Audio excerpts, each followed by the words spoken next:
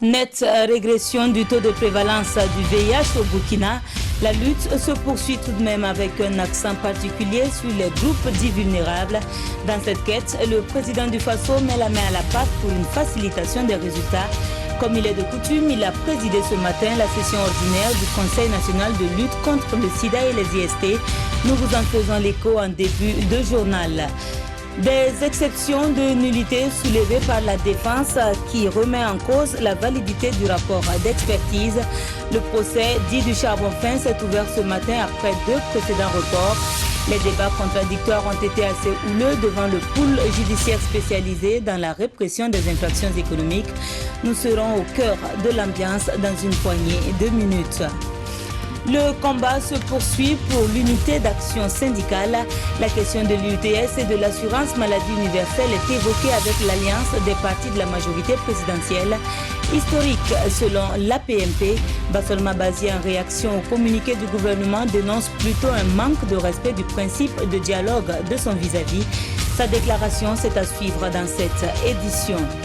Situation économique périlleuse en Allemagne. Le SOS est lancé pour trouver des travailleurs étrangers spécialisés. Berlin se trouve dos au mur avec une population vieillissante. Pour l'instant, un cadre juridique est mis en place et les autorités réfléchissent aux mesures attractives.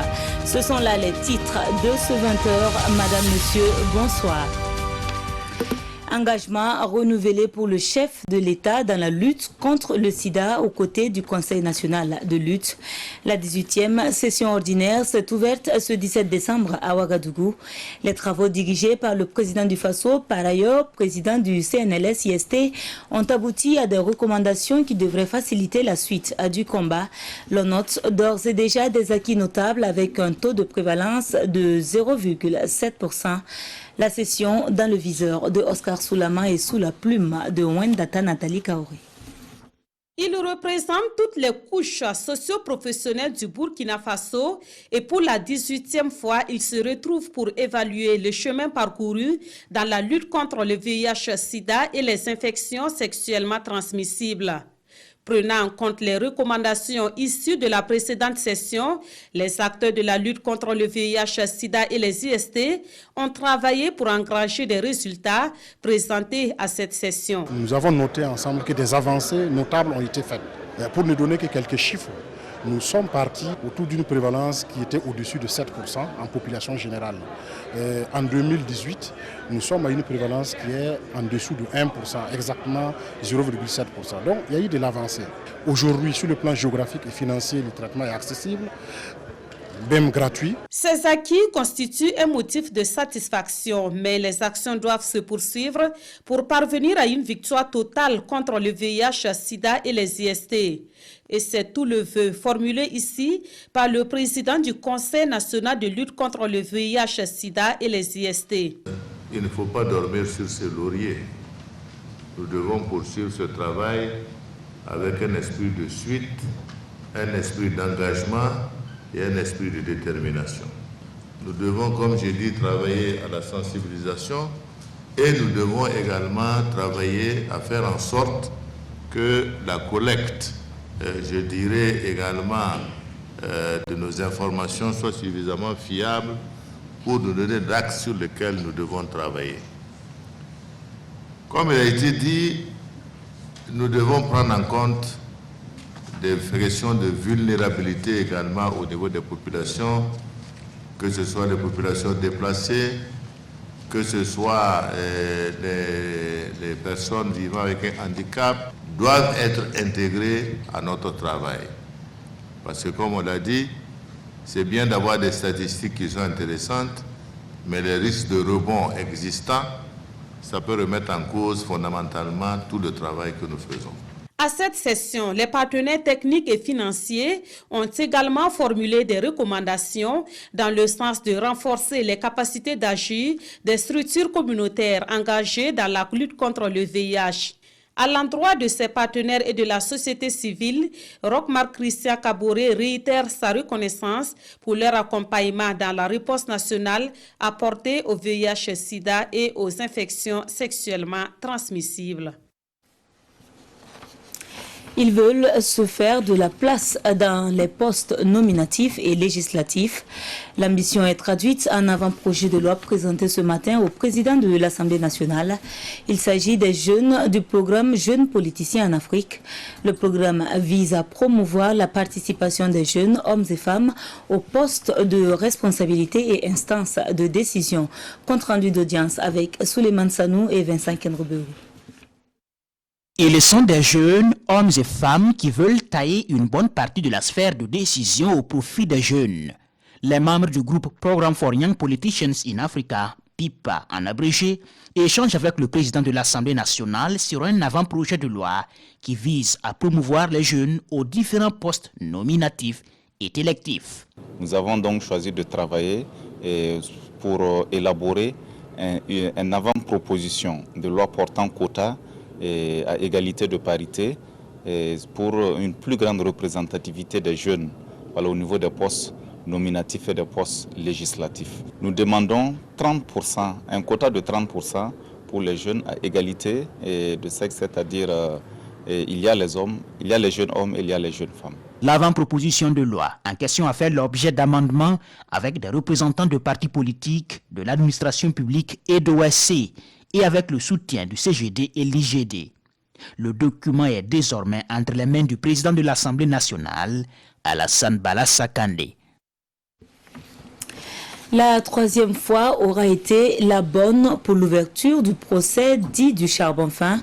Il a débuté ce matin avec des questions procédurales, notamment la remise en cause de la validité du rapport d'expertise par les avocats des prévenus Essakan SA et Bolloré Logistique. Les avocats demandent l'annulation de la procédure de mise en accusation de leurs clients, tandis que ceux de la partie civile ainsi que le parquet soutiennent que tout a été fait conformément au code de procédure pénale. Ambiance d'une journée au palais de justice avec Bernard Koumbelem et Zoubaviel David Dabiré. C'est une audience houleuse avec en toile de fond la procédure de mise en accusation des prévenus dans ce dossier dit affaire charbon fin. Après la vérification des identités des prévenus, plusieurs requêtes sont formulées par les avocats de la défense et soumises au tribunal. Ils pointent un doigt accusateur sur le mode de désignation des experts par le parquet pour la constatation des infractions dans ce dossier. Le parquet ne peut pas désigner un expert, le procureur. L'expert, la loi qui était en vigueur au moment des faits a dit que c'est le juge d'instruction et le juge au siège qui peuvent désigner un expert. Le parquet peut désigner une personne qualifiée pour faire une constatation qui est différente de l'expertise. Voyez-vous. Donc nous estimons que le procureur a outrepassé ses pouvoirs en désignant des experts. Maître Kopio et ses confrères soutiennent que la désignation d'un expert n'est pas du ressort du procureur, mais du juge d'instruction. Des arguments infondés rétorquent les avocats des parties civiles, dont le Renlac. Pour Maître Prosper Farama, le débat n'a pas lieu d'être. C'est une procédure propre au flagrant délit. Le vrai problème, les vraies questions qui sont posées, c'est les questions suivantes. Est-ce que oui ou non, il y a eu fraude à la question de l'exportation du charbon fin? Est-ce qu'on a exporté du charbon fin ou est-ce que sous couvert d'exporter du charbon fin, effectivement, c'est du minerai qu'on a exporté? Voilà les questions fondamentales. Maintenant, moi je suis d'accord qu'on dise que l'expertise qui a été faite n'est pas bonne, mais on peut demander une contre-expertise. Et sur ce point, les avocats de la défense sont on ne peut plus clairs. C'est quand on admet d'abord que c'est des expertises qu'on demande la contre-expertise. On ne peut pas demander une contre-expertise contre des documents que nous ne qualifions pas d'expertise. Fort de ces exceptions, les avocats de la défense demandent le rejet du rapport d'expertise et l'annulation pure et simple de cette procédure. L'audience reprend demain à 11h au tribunal de grande instance de Ouagadougou. Autre point de l'actualité, les syndicats membres de l'UAS, conduits par le président du mois, Bassolma Bassier, ont été reçus par l'Alliance des partis de la majorité. L'UAS entend ainsi interpeller ces partis présents à l'Assemblée nationale sur des lois votées qui ne concouraient pas au bien-être des populations. Pointer du doigt la loi de finances 2020 et sa généralisation du prélèvement de l'ITS et la non prise en compte des syndicats dans l'assurance maladie universelle. Césaire Carfo et Moumouni Soubeiga. L'UAS, l'Union d'action syndicale au siège de la PMP, l'alliance des partis de la majorité présidentielle. Bassolma Bazier et ses camarades effectuent cette visite pour soumettre les préoccupations de l'unité d'action syndicale relative à certaines lois votées par les partis de la majorité présidentielle. Le premier élément, c'est le Code du travail. Nous avons rappelé que depuis qu'il a été voté de façon unilatérale par le Parlement d'antan, permet de licencier de façon abusive le travailleur et réduire ses dommages et intérêts à 18 mois. Nous ne sommes pas contre le paiement des impôts, mais ce que nous avons dit de consentir, c'est d'enlever l'UTS sur les primes et indemnités des travailleurs du privé et du parapublic.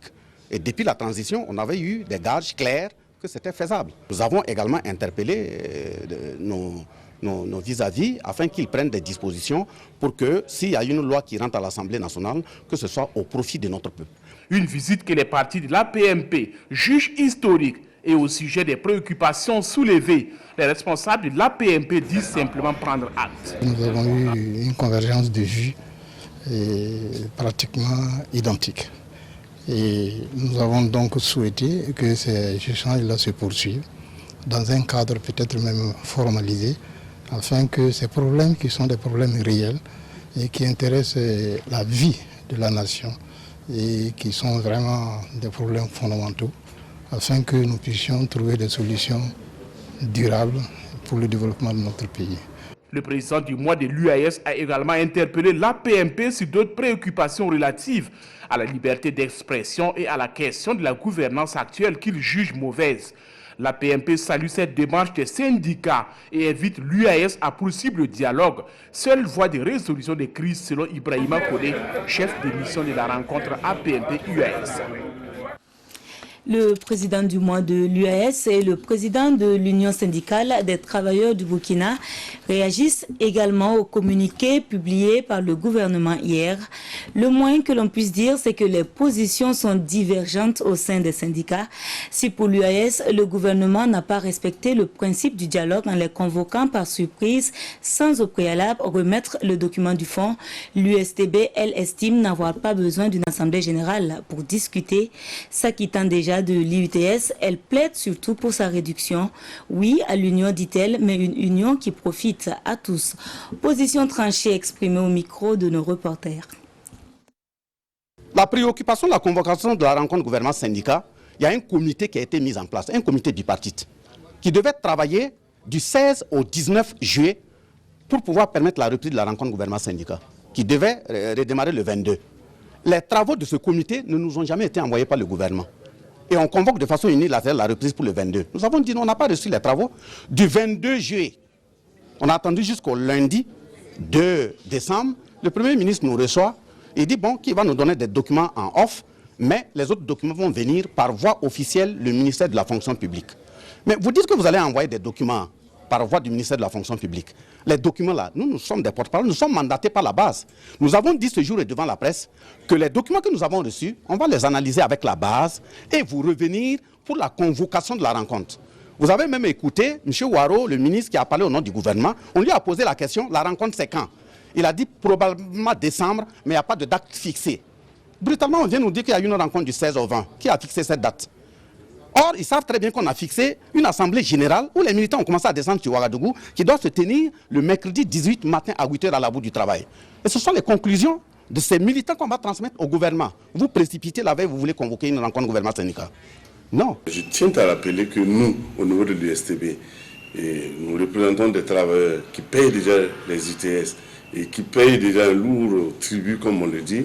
Et nous sommes prêts à la discussion pour réviser un tant soit peu le seuil d'application qui pourra alléger nos travailleurs. La rencontre d'hier a échoué parce que l'information n'a pas circulé. Et il faut être sincère.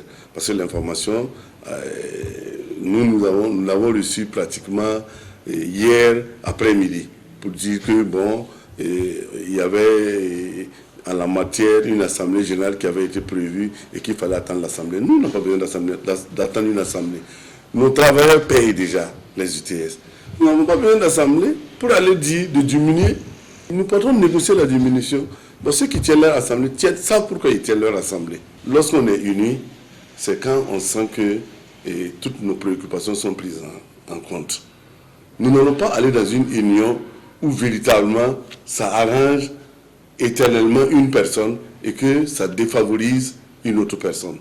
Et nous, nous nous sentons lésés et nous sommes prêts à aller à la discussion. Si les gens prennent ça comme étant une division, ben ça c'est leur problème. En conclave et pour une première, les ministres en charge de la femme et du genre du G5 Sahel, ils tiennent leur première rencontre statutaire depuis la mise en place de la plateforme des femmes en 2016. Cette réunion se veut un cadre d'examen du rapport de la coordination régionale de la plateforme, un cadre également d'adoption du plan stratégique et du projet de convention avec le secrétariat permanent du G5. Les premiers mots à l'ouverture des travaux avec Césaire Carrefour et Sanouin Christine Koulibaly. Dans le combat pour la pacification du G5 Sahel et son développement durable, elles veulent être des actrices et non des spectatrices. Mieux, les femmes du groupe des 5 pays entendent jouer un rôle de premier plan, et ce à travers la plateforme des femmes du G5 Sahel. Plateforme née pour répondre à la nécessité d'associer l'autre moitié du ciel aux efforts de promotion de la paix, de la sécurité et du développement. Les chefs d'État et de gouvernement, au-delà de la lutte militaire que nous sommes en train de mener, ont développé un vaste programme de développement pour cette zone. Et à l'intérieur de ce programme de développement, on accorde une grande place aux femmes parce que ce sont elles qui peuvent contribuer à créer un nouvel esprit au niveau des jeunes, à créer un nouvel esprit au niveau des hommes de cette région-là, de manière à ce que la résilience soit l'affaire de tout le monde. 3 grands dossiers sont à l'agenda de cette réunion statutaire, premier du genre des ministres en charge de la femme et du genre du G5 Sahel. Le premier point, c'est de valider le plan stratégique de la plateforme et conformément au texte du G5 Sahel, nous avons une réunion statutaire par an pour évaluer le travail qui a été fait et valider le travail à faire. Et pour finir, nous allons avoir une convention que nous allons signer entre les femmes de la plateforme et le secrétariat permanent du G5 Sahel pour aider et accompagner la pacification de nos États. Une pacification qui passe par le renforcement et l'intégration des questions de genre et des droits humains dans les stratégies et programmes des pays du G5 Sahel. Objectif principal de la plateforme. Comment planifier la réinstallation et le dédommagement des personnes affectées par le programme du second compact du Millennium Challenge et compte?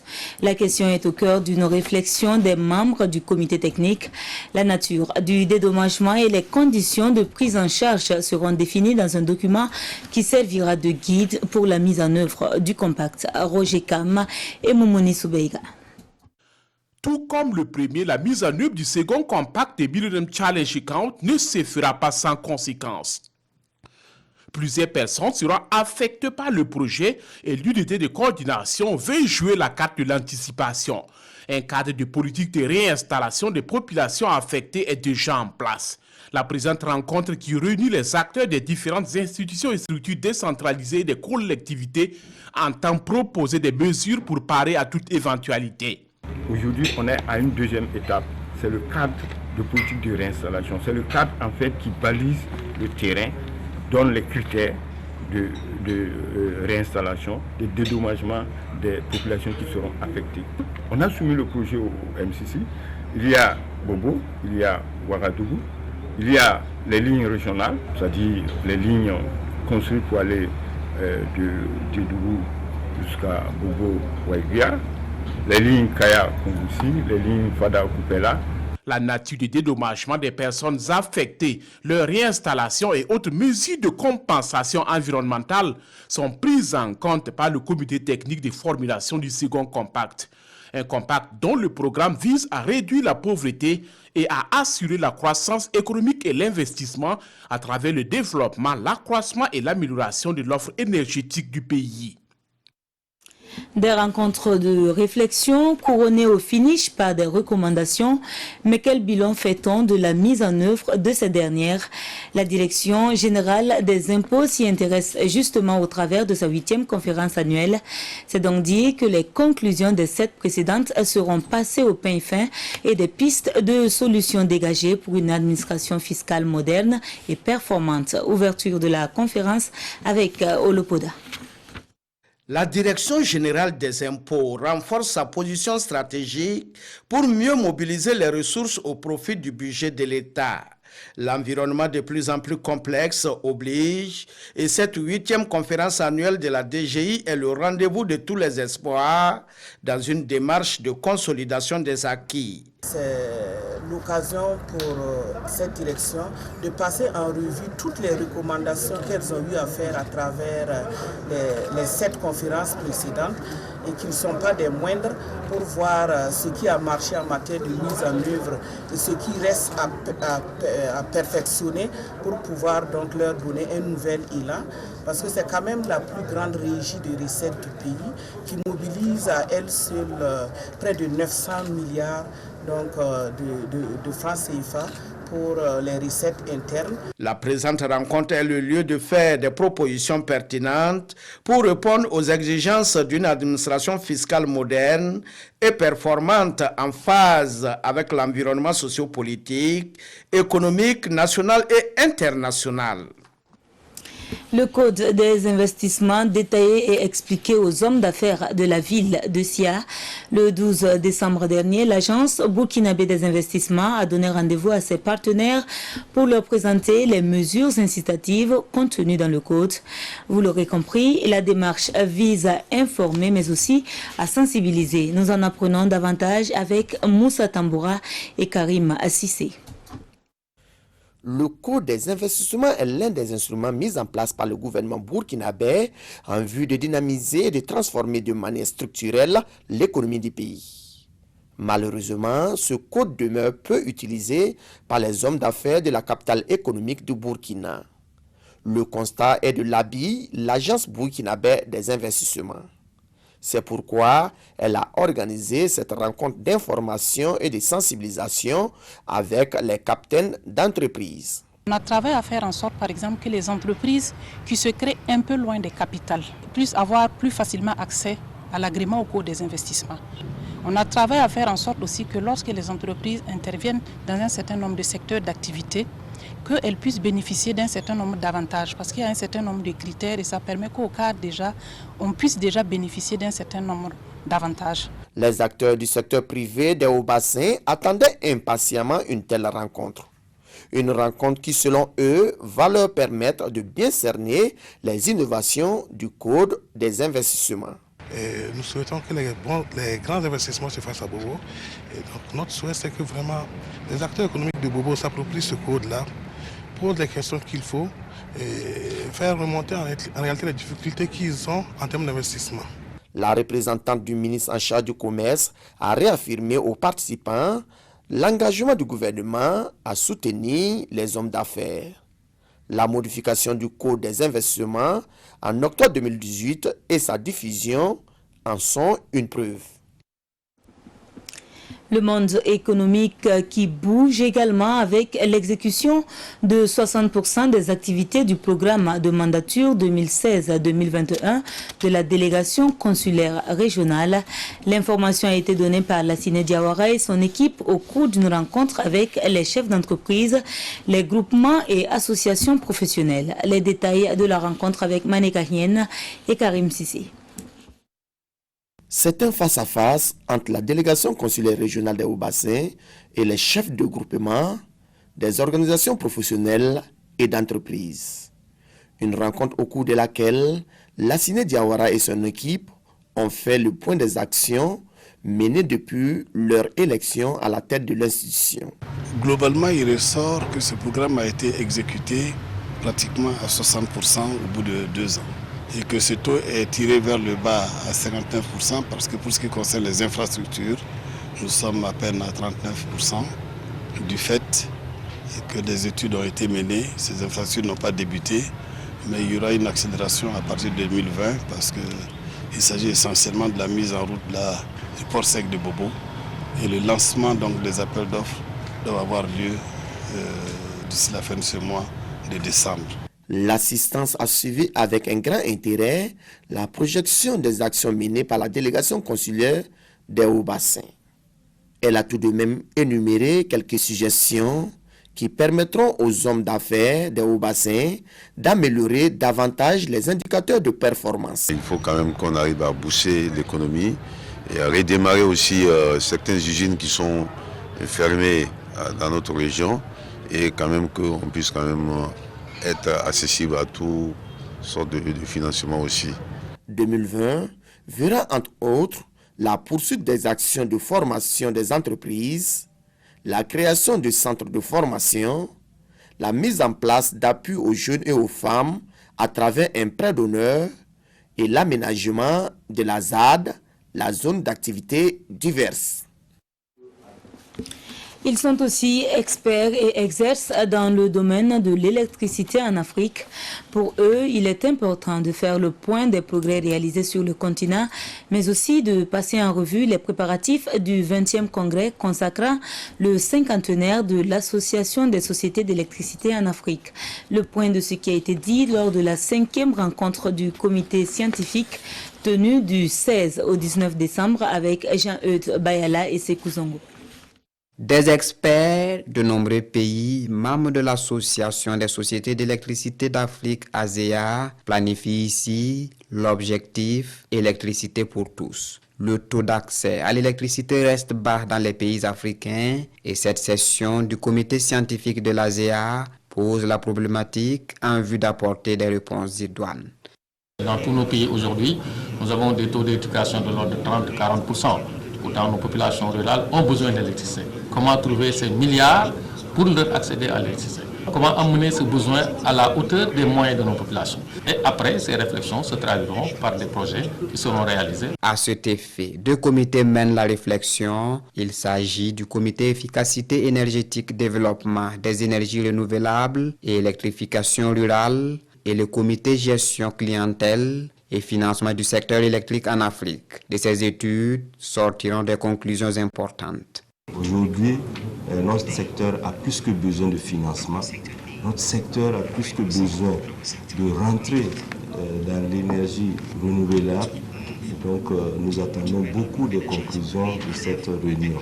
Cette 5e réunion du comité scientifique du mandat 2017-2020 de l'Association des sociétés d'électricité d'Afrique, ASEA, se tient en 4 jours. Elle permettra aussi de faire le point des préparatifs du 20e congrès de l'ASEA prévu en juin 2020 à Dakar. Paix et sécurité dans la région du Nord, une préoccupation mais aussi une quête pour l'ONG WANEP Burkina.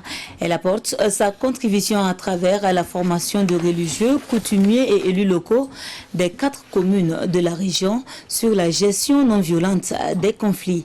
La formation qui s'est refermée ce 13 décembre à Waiguya a duré 3 semaines. Le compte rendu avec Irénée Kaboré et Alidou Alain Sawadogo. Des chefs coutumiers et religieux, des élus locaux et autres représentants des populations des communes de Kain, Solé, Tiou et Ban à l'école de la gestion pacifique des conflits locaux. La médiation, l'analyse des conflits et l'alerte précoce sont entre autres modules développés au cours de cette formation initiée par WANEP Burkina. La culture du vivre ensemble, c'est prendre surtout en compte les jeunes à travers leur employabilité, prendre en compte tous les segments de la société à travers le genre et cultiver ce qui a toujours été dans notre région de la boucle du Niger, mieux se connaître et regarder ensemble dans la même direction. Cette formation qui vise à renforcer le vivre ensemble et la cohésion sociale dans la région du Nord est bien appréciée par les participants. Il y a des conflits tout partout, mais des mésententes. Donc, compte tenu de cette formation-là, nous pouvons aller régler quelques problèmes. Après cette formation, on va essayer de se réunir ensemble à la maison pour essayer de résoudre des conflits qui sont déjà ou bien des conflits qui vont venir, on va essayer de s'entendre. C'est une formation théorique et pratique de 3 semaines qui a permis à WANEP Burkina de poser les bases d'une gestion non violente des conflits. Elle a aussi permis aux participants de formuler des suggestions pour l'atteinte des objectifs du projet. Hors de chez nous, l'Allemagne est en quête de travailleurs étrangers. Le pays est dans une situation d'urgence économique et le pouvoir en place réfléchit à comment attirer les travailleurs de la zone hors Union européenne. Un cadre juridique a d'ores et déjà été posé. Des pays comme l'Inde, le Vietnam et le Brésil sont visés. L'Allemagne est à la recherche de travailleurs qualifiés étrangers. Berlin en a besoin si le pays ne veut pas voir son économie prochainement s'effondrer. Le problème est de savoir comment les attirer. Récemment, le gouvernement s'est doté d'une loi sur l'immigration pour faciliter l'entrée de ces travailleurs qualifiés venant de pays hors Union européenne. Elle en aurait besoin de 150 000 par an jusqu'en 2060, selon une étude de la Fondation Bertelsmann. Lundi, Angela Merkel avait invité des représentants des États fédérés, des entreprises et des syndicats pour en parler. Nous manquons de travailleurs qualifiés. Nous avons donc intérêt à trouver de bons travailleurs qualifiés. Pour cela, vous avez besoin de processus qui soient également raisonnables et qui montrent clairement que l'Allemagne est intéressée par des gens qui viennent chez nous pour faire un travail que personne d'autre ne fait. Il faut que ce soit vraiment clair. Si les gens restent ici, alors qu'ils viennent parfois de pays lointains, il est important qu'ils puissent se sentir chez eux après un certain temps. Qu'ils soient intégrés dans le système social, non seulement de l'entreprise, mais aussi de la communauté dans laquelle ils vivront. L'Allemagne cible notamment l'Inde, le Vietnam, le Brésil.